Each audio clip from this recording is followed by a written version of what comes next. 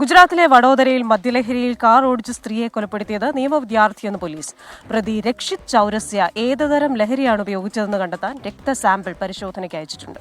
വ്യാഴാഴ്ചയുണ്ടായ അപകടത്തിൽ ഒരു സ്ത്രീ മരിക്കുകയും 7 പേർക്ക് പരിക്കേൽക്കുകയും ചെയ്തിരുന്നു. ശ്രീനാഥ് ചന്ദ്രൻ മുംബൈയിൽ നിന്ന് അതിന്റെ കൂടുതൽ വിവരങ്ങൾ നൽകും. Srinath, very good morning. അപ്പോൾ ഗുജറാത്തിലെ വഡോദരയിലുണ്ടായ സംഭവം, അതിന് പിന്നാലെയുള്ള അന്വേഷണം ഇങ്ങനെ തുടരുന്നുണ്ട്. നിയമവിദ്യാർത്ഥിനിയാണ് ഈ കാറിടിച്ചൊരു സ്ത്രീയെ കൊലപ്പെടുത്തിയെന്ന് പറയുമ്പോൾ അത് അതീവ ഗൗരവകരമായ കാര്യമാണ്. അപ്പോൾ അതിൽ ഈ ലഹരിയുടെ ഉപയോഗമുണ്ട് എന്ന് എന്തുകൊണ്ടാണ് പോലീസ് സംശയിക്കുന്നത്? അതിന്റെ വിവരങ്ങൾ എന്താണ്?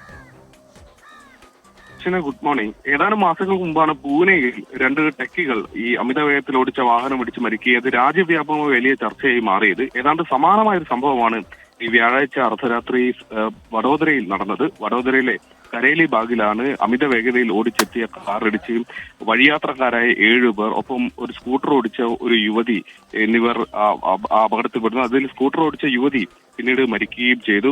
ഈ കാർ ഓടിച്ച ആളുകൾ ഈ അപകടത്തിന് പിന്നാലെ കാറിൽ നിന്ന് ഇറങ്ങി വന്നതിന് ശേഷമുള്ള ദൃശ്യങ്ങൾ പുറത്തു വന്നിട്ടുണ്ട്. അതിൽ വ്യക്തമായി തന്നെ മനസ്സിലാകുന്നുണ്ട് അവർ ഏതോ ഒരു ലഹരി മരുന്നിന് അടിമപ്പെട്ടതുപോലെയാണ് അവരുടെ ഒരു പെരുമാറ്റം.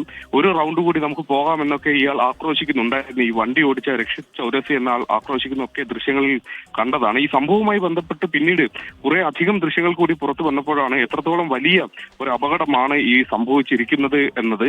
ഏതായാലും വാരണാസിയിൽ നിന്നുള്ള ഒരാളാണ് ഈ രക്ഷിത് ചൌരസ്യ. ഇയാൾ MS യൂണിവേഴ്സിറ്റിയിൽ വഡോദരയിൽ നിയമ വിദ്യാർത്ഥിയായി പഠിക്കുകയാണ്. ഇയാളോടൊപ്പം കാറിലുണ്ടായിരുന്ന ആളും ഒരു നിയമ വിദ്യാർത്ഥിയാണ്.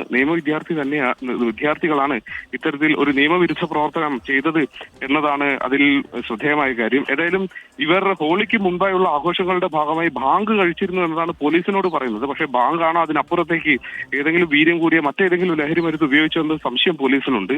അതുകൊണ്ട് ഇവരുടെ 2 പേരുടെയും രക്തസാമ്പിൾ പരിശോധനയ്ക്ക് അയച്ചിട്ടുണ്ട്. ആ ഫലം കൂടി വന്നതിന് ശേഷമേ അക്കാര്യത്തിൽ ഒരു സ്ഥിരീകരണം വരികയുള്ളൂ. ഏതായാലും പ്രതികളെ നാട്ടുകാർ പിന്നീട് കൈകാര്യം ചെയ്തതിന് ശേഷമാണ് പോലീസിനെ ഏൽപ്പിക്കുകയും ചെയ്തിട്ടുള്ളത്. ഇപ്പോൾ പോലീസ് കസ്റ്റഡിയിലാണ് ഈ പ്രതികൾ ഉള്ളത്.